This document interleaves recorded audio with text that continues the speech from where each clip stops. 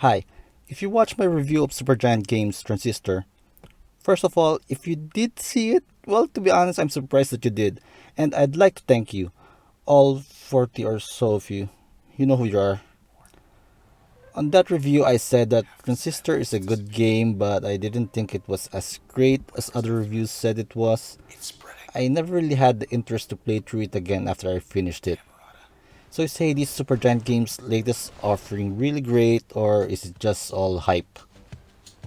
Let's find out on this episode of Baba Bear Plays. But before we do that, how about subscribing? Just click that subscribe button below. Every bit of support really helps. You play as Zagreus, the prince of the underworld, son of Hades, god of the dead. It seems that our prince is bored with life in the underworld and wants to venture outside. Along the way, he's going to meet various mythological Greek figures as he attempts to escape and learn more about himself. Most of the Olympian gods are willing to extend a helping hand to Zagreus, while Hades' minions are there to prevent him from escaping. Hades, on the other hand, doesn't really worry too much because he's confident that Zagreus won't be able to leave the underworld anyway.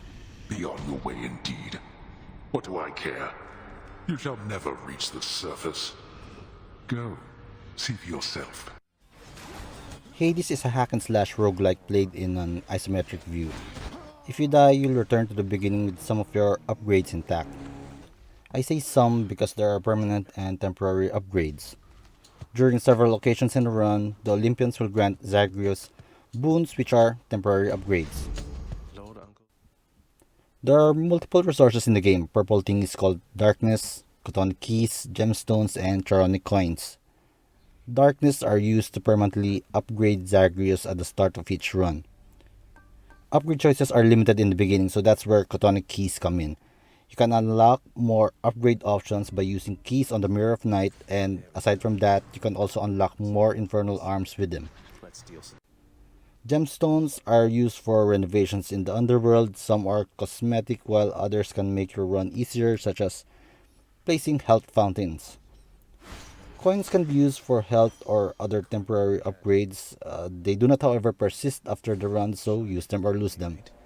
Aside from those, there are also other items that can give Zagreus a temporary boost. You move from room to room in order to reach the boss. You only get to exit the room when you cleared away the enemies, and on each exit, there's an icon that indicates what reward you can have when you clear the next room, which is a nice feature since some rooms have multiple exits.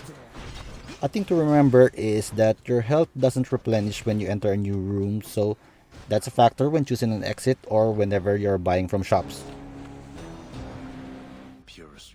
A few minutes into the game, and I think you'll agree with me that this is a fun game. Just like in Transistor, the graphics, sound, and music are great. Right at the start, the soundtrack just jumped at me and it suits the game really well. The graphics look a bit like that of Transistor, which is a good thing since that game is also very beautiful. Strategy plays a part in the game. I said earlier that some rooms have multiple exits. Part of the run is deciding which reward you should go after. Should you go for rewards such as coins or temporary power-ups that will help you last longer in your current run? Or should you go for darkness, keys, or gems that upgrade you permanently and help you in the long run? Combat is really fun with Zagreus hacking and dashing all over the place, and the enemies and an environment offer a lot of variety. You also get to choose among different weapons. I'm not a big fan of the bow, however. It's a bit hard to control and I found myself missing on several occasions. Or maybe I'm just bad at aiming. The only other gripe I have is that sometimes structures in the foreground block the view and the action isn't visible when Zagreus is behind them. Structures in the middle of the room are transparent whenever Zagreus is behind, so I wonder why they didn't do the same with the foreground. It's a minor issue and I think it's something that can be fixed with a patch. If it isn't clear enough, I think Hades is an amazing game. This is one of those games which you'll still pick up from time to time in the future, even if you've already finished it. Even at $24.99, I think Hades is worth the full price. I give Hades a 9 out of 10. Click like and comment down below if you found this review helpful. Also, why don't you click subscribe and the notification bell to get notified of new content? Your support really means a lot. Thanks for watching. Oh, wow. Oh, wow. I just wanted to say the lounge looks wonderful, as good as new. Better. I hope it's not been too much trouble patching up. I have to clean the rafters. Thanks for all your hard work.